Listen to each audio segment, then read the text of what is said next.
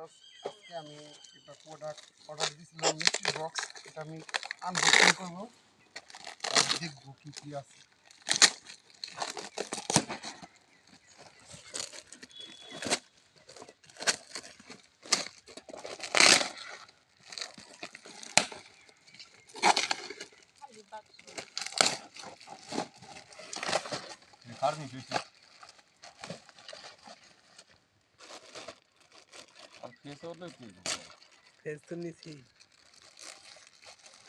Unboxing করতেছি।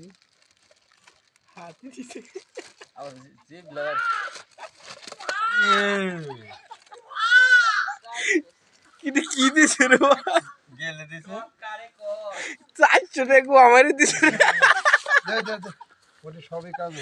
আর কোন বড় না না না না, 400 টাকা